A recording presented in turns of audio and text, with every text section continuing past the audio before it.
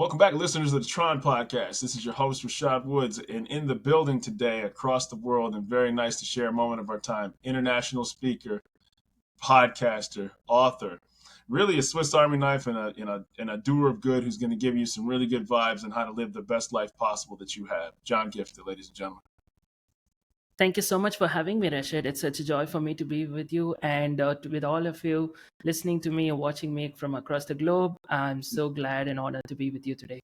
Yeah, and first of all, you do this while being a full-time aerospace engineer, and so obviously you wear many hats, and you're very, very dedicated to what you do outside of your normal life. And your podcast is fuel for the soul. What exactly got you to say, I'm going to do this on top of this as well? I always believe that, we can only be our best when we walk in our purpose.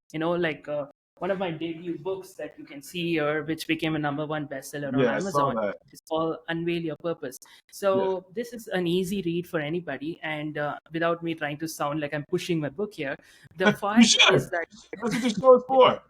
yeah, but the fact is that this book is so good, right? In the sense it became a #1 bestseller.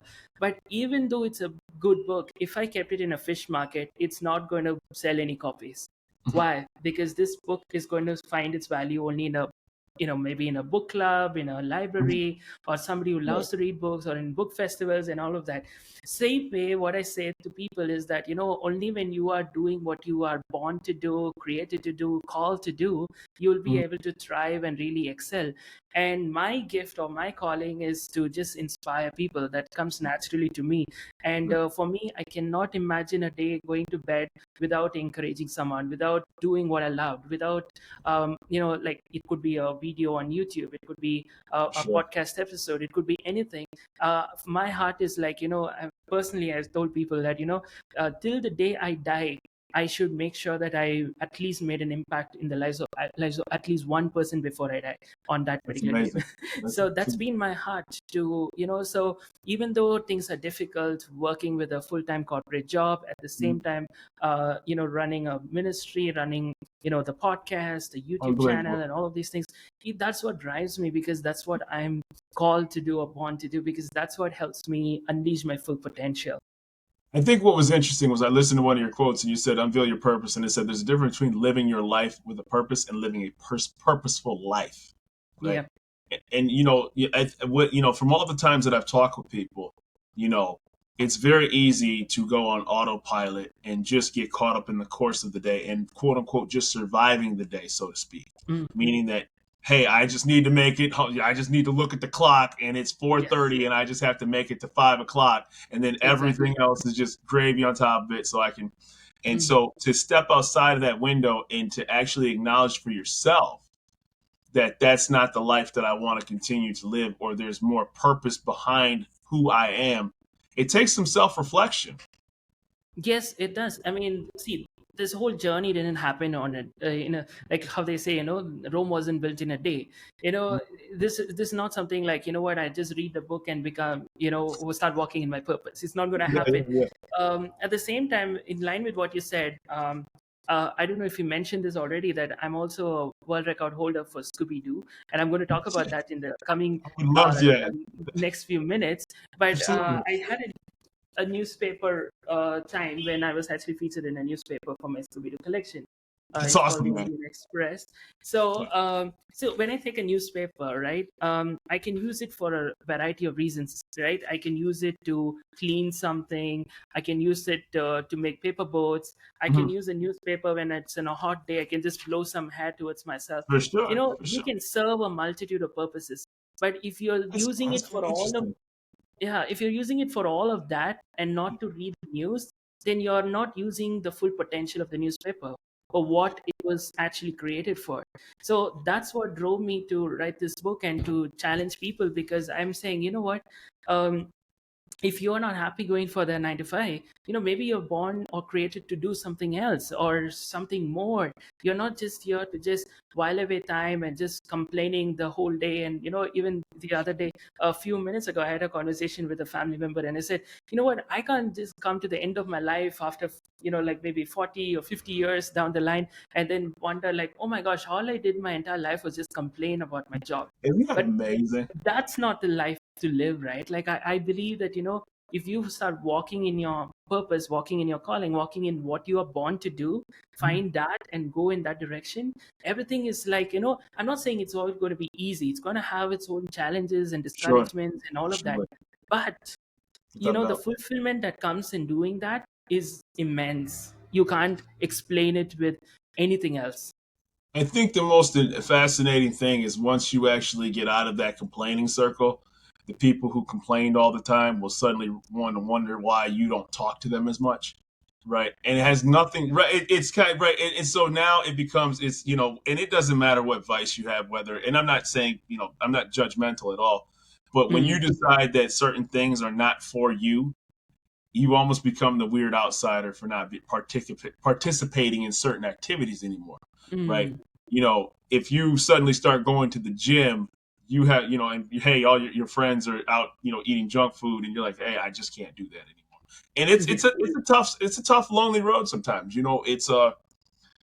For instance, like myself, I'm a nerd at heart, right? And so even if I do watch sports and I love certain sports, but I can't consume sports all day, right? I mm, would much rather on a Saturday, even if it's boxing or MMA or NFL or basketball or football, mm, I'll watch a documentary if there's as opposed to one of those type of events, depending on mm, if it's a lower level event that I'm not really interested in. I'm like, you know what, I'm just going to watch a documentary or read something mm. fascinating, because again, something that's compacted in the moment doesn't improve me as a person overall. The Yeah. sports score from the night before may not make me a better person long term if I read and learned something. Mm. Right. So I get what you're saying, because like this is a very lonely path, right? Like for Yeah. example, when I say like a Scooby Doo character, it's like, Yeah. come on, man, you better grow up, Yeah. Right. as you can Right. see here behind me. I mean, if you're watching this on YouTube, I think you can see a Scooby Doo poster on one side, and you can see my ministry logo on the other side. I Mm-hmm. mean, like in the natural, the two never go together. Like, I mean, come Not on, close. it's a very unique path. It's a very different thing, and a lot of times when you're going in a very unique path, you're the only one going, and that is when it comes down to this, right? Like, um what is unique, what is different about you is what will actually make the difference around you, right? For Like if sure. you're just being like being like a copy of everybody else, you're not going to make any difference. No For question. instance, one of the things in my collection, this is actually a Scooby-Doo Daphne character in the form Mhm. of a Barbie. Okay, one of Okay. the things unique about this is that this is a very limited edition piece that Mhm. is from the 2002 Scooby-Doo real movie.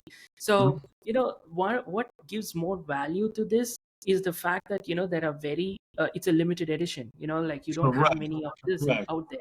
So Right. likewise, or if there are hundreds of millions of Barbies out there, but what is unique is what gives the value to this. And likewise, Sure. what is unique to you, and when you're walking in that unique purpose or calling, even though it is a lonely path, this is a lonely character out there, but that's what helps it to stand out. And that's why I challenge people, don't worry about the fact that you are going through a lonely path. Like for me, for instance, because of this, I have to forget about watching. A lot of times people say, even in at work or anywhere, people will be talking about, oh, I was binge watching these things on Netflix, I was watching all these movies. And for me, I don't have much to talk because I hardly watch, or I hardly get time to Correct. watch anything. Right. So You- but then I always look at it that way, instead of watching movies, maybe I'm going to create movies. Instead of watching right. stuff, I'm Right. creating stuff.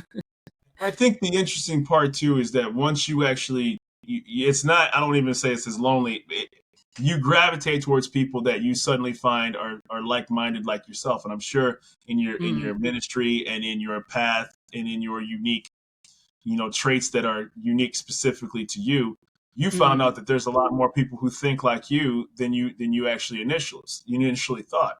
And the internet yes. has done a great job of connecting those people, right? So Mm, I would challenge anybody who thinks that their thought process or their state of mind is not quote unquote mainstream or acceptable. It's a lot more people out there that think like you do, right? So when I mm, created this podcast, my goal was to talk to people who have inspiring stories, trajectories, and went off the beaten path.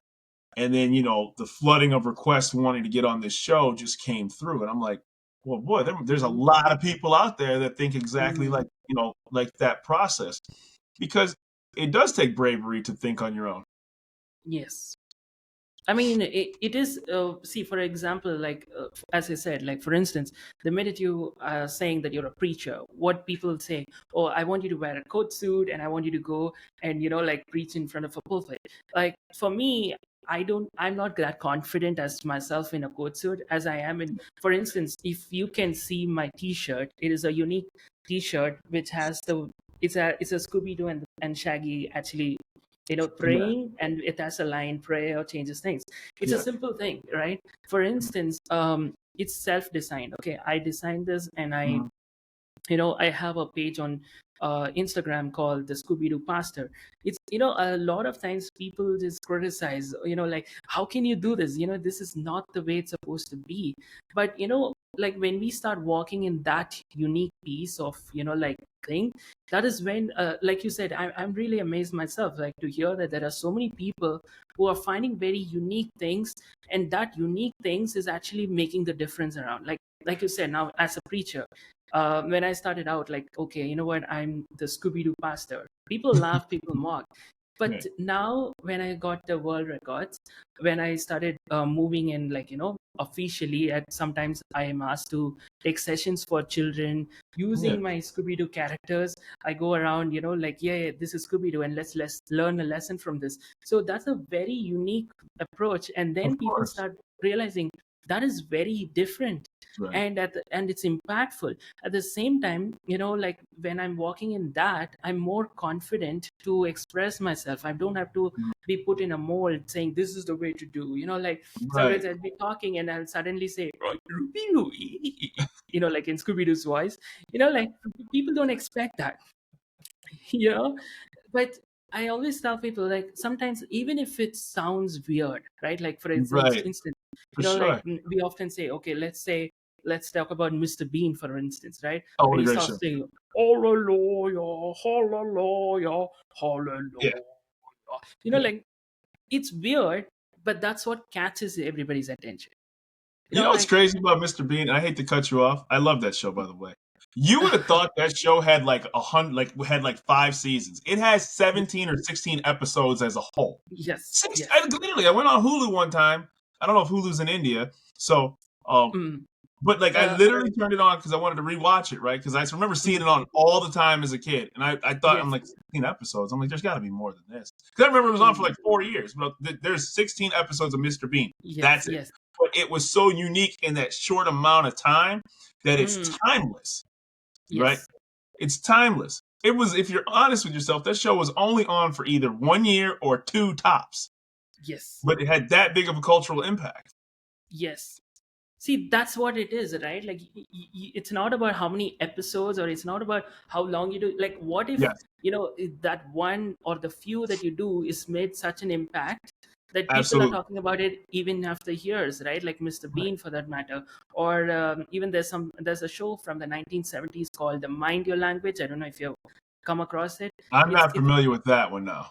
You're not. Okay, so Mind Your Language has only 3 seasons, though, Okay. from the 1970s. There were 4 seasons, but the fourth one is, like, out. But the three Yeah. seasons is, but, if you watch it, even if you watch it a million times, you'd still laugh, because it's a very unique blend between, learning grammar and the culture of that time, and Yeah. with comedy. You know what I mean? Like, Beautiful. what I mean to say is, like, it need not be relevant for the day, but still you make such an impact. You know what I mean? Like, For a lot sure. of shows came up, they just died down. But, Right.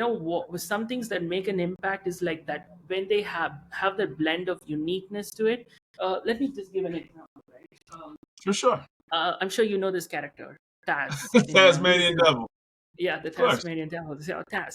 So this is Taz, and you're a Scooby Doo, right? Right. So these two are unique pieces. Now, what makes this a unique piece? This is a unique piece of pop where there is a mashup between Taz and Scooby Doo. Hmm. Okay. Now, Okay. there is none like this anywhere, but that's what makes this so unique and stands out so Wonderful. well, right? Right. It has the characteristics of Scooby Doo as well as the characteristics of Taz merged together. And that's Yeah. what brings in a very unique product. And Right. that's what I challenge people that, you don't sometimes you don't need to even come out or create something brand new. It could be just thinking something out of the box, like, Of course. taking something different, Of course. for me, like, it's like taking something called Scooby-Doo and taking the past apart and merging, Right. taking Scooby-Doo and Tasmanian Devil, and then you get this. So Right. sometimes it's all about thinking differently and being Right. bold enough to walk in it. That's what makes the difference. I think that's So unique, right? Because in a world of billions of people, the one thing, and this isn't just a person thing; it's a company's thing mhm, too, right? They suddenly latch on to trends and fads because they think that that will make them money or bring in a customer base, or they can be what you would be like, like go viral, so to speak, and then yes, the yes, viral will lead to bigger and better mhm, things for themselves. yeah, But sometimes the person that goes viral, that's who they are.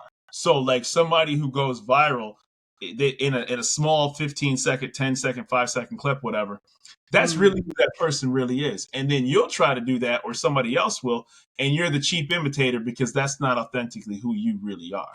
Right. So it doesn't exactly. resonate or have the lasting staying power that it Mm, would for the person who originally went viral. Whether they did something positive or whether they did something negative, I'm not here to judge the merits of it. But they mhm, went viral because that's who they really are. You know what I'm yes, saying? true. And now you try to do it, and then all of a sudden it comes across as a cheap carbon copy. Yes, And then companies are guilty of it too, right? They like, oh, yes, somebody came out with a particular product, right? And then next mhm, thing you know, a company wants to get that customer base, and then they try to come out with that product, and then they cheapen and take shortcuts because they just wanted to make a quick buck. yes. And that is why I always make sure that, like, how much ever I'm tempted to, use like, how do I say this, uh this is what somebody else said, or this is the Mhm. the SEO title that somebody else used, and I want to use the same just so that I can get virality. It's not going to work out, Correct. like that's where you need to be confident in walking in your unique calling. Now, for instance, Absolutely. even with regard to this desire of setting a world record, right? Right. I know that, for instance, the Scooby-Doo record for the largest collection in the world is set by two different people in Canada, All and right. that's over 1,800 pieces, if I'm not wrong, by a girl called Wow. Danny, and Yeah. another person called Rachel, 1,400 pieces. That was first set first, and then Danny broke that record. Now, Yeah. on to be honest, I know that I don't stand a chance to set that record because first things first, they've been collecting this for well over, like, 30, 35, 40 years, because they have that option where they go to thrift stores, they get these $1 Scooby-Doo pieces. Yeah. And to be honest, many of these things that I bought, for instance, like even the Scooby-Doo, or a lot of things. I mean, like, to be honest, I have to spend a huge sum of money to get them, Sure. right? Like, because the we have the delivery charges and the Mm. import charges, and they cost like a buck. Now, for instance, to give you the context, this particular Shaggy of Yeah. Scooby-Doo, his wig, when I bought this, if you look at the Indian currency value, this is around 1,500 Indian rupees. Yeah. Now, with the delivery and the import tax, this cost me around like 9,000 Indian rupees. Now, think about how it I don't gets know what the changes, right? equivalency of the currency exchange is, but that seems like a bet. It is a lot. It is a lot. So Woo. at the same time, now just imagine now, even if you say 9,000 Indian rupees or 10,000 Indian rupees, that's around like, that's, I mean, like 700, I mean, like a dollar. So I'm not sure. I'm just Yeah. putting But it the in point is that it's a perspective.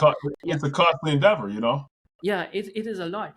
At the same time, I mean, I think one of the pieces that I have is a Scooby-Doo chess piece. If you want, I can share the image with you because I can't bring the whole piece. Yeah. That cost me around 22,000 Indian rupees. That's Wow.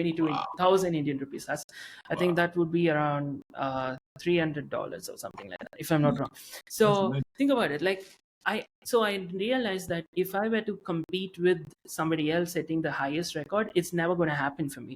Right. I'm going to go broke. Then that's when I thought something differently. Like, okay, if I can't do this, can I do something else to set a Of record? course. And Of that's course. when I came up with an idea. Again, I can't share maybe I can share the image with you how I set it. So this is the world record that I set. What I did was, from head to toe, I covered myself with all Scooby-Doo everyday items.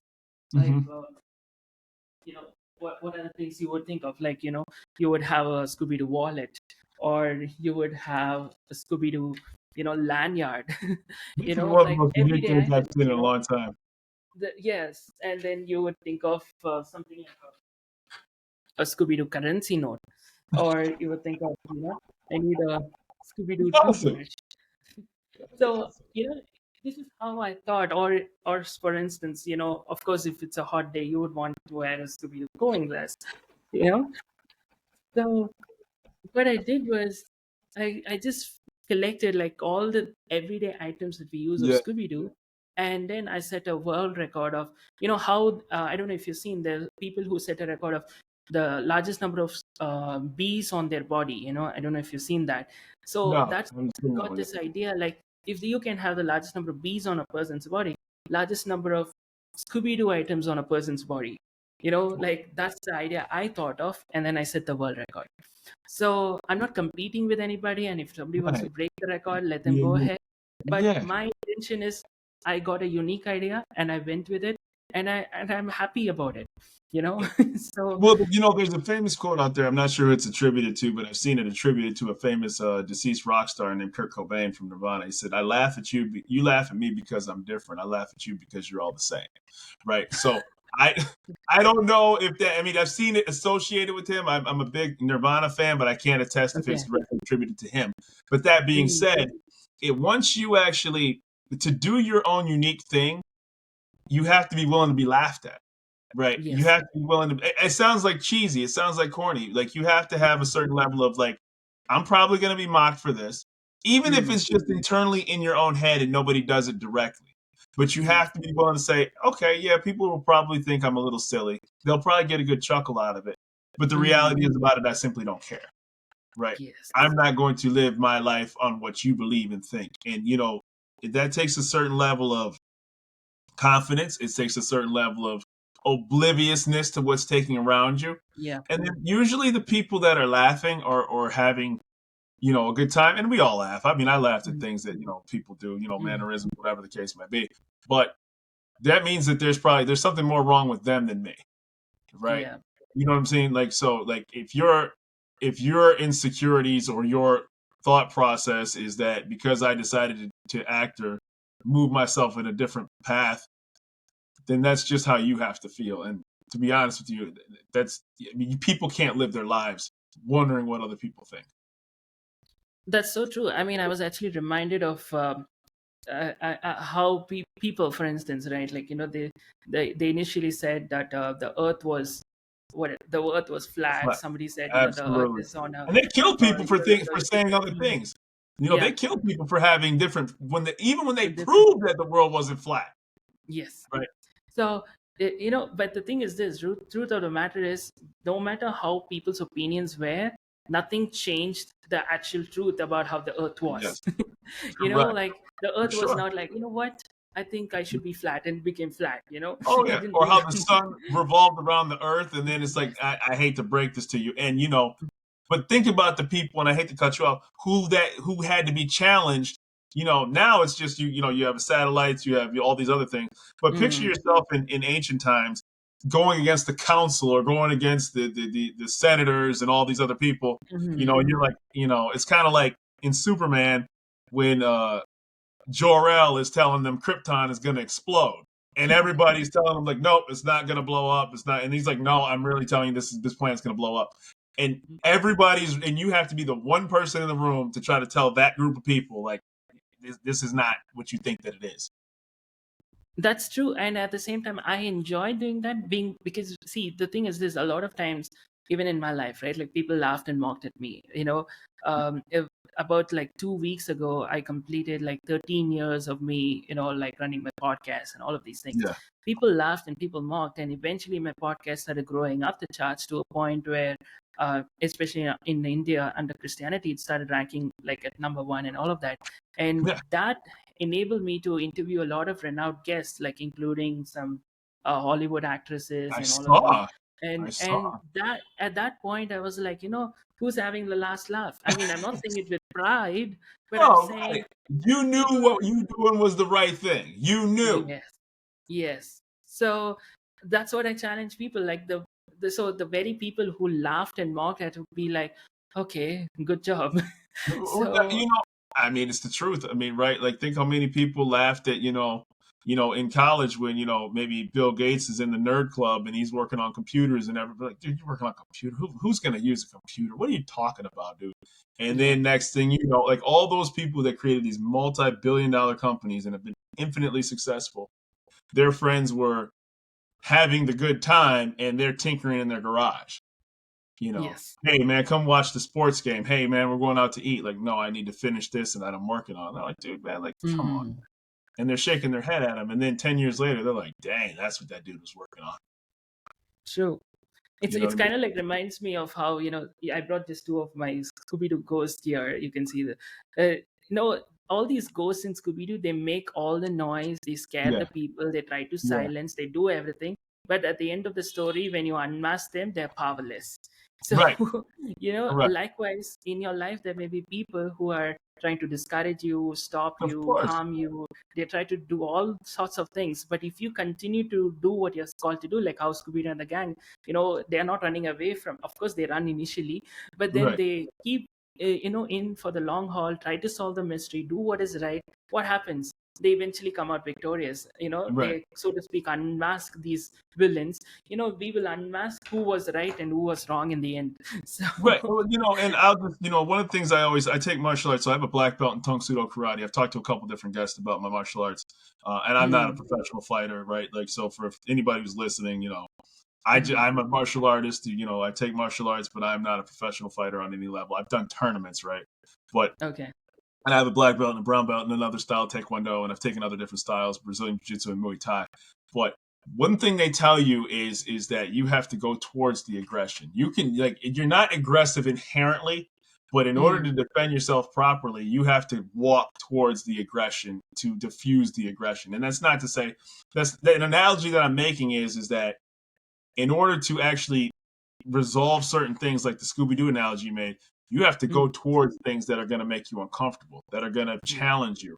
And, it's like like if somebody's trying to hit you with a baseball bat, the hardest Mm, part of getting hit with a baseball bat is at the end of the swing. So if you want to stop getting hit from the baseball bat, you have to mm, walk towards the bat because you're yes. nullifying the power that to get a Mm, full torque behind it. So, like mm, you said, unmasking the villain, walking towards things that make you uncomfortable, being your yeah. unique self, even when it can cause mockery, is something that's Mm. a very, very powerful thing. Yes, in line with that, again, this is not Scooby. This is coming back to the TAS and the Looney Tunes analogy. Yeah, yeah, Uh, yeah. you see, if you see, typically what happens with the minute TAS comes into the place, and there, there's an announcement made, all the animals run away. Oh, that is Tasmanian devil. Run for your lives. All the other animals run away.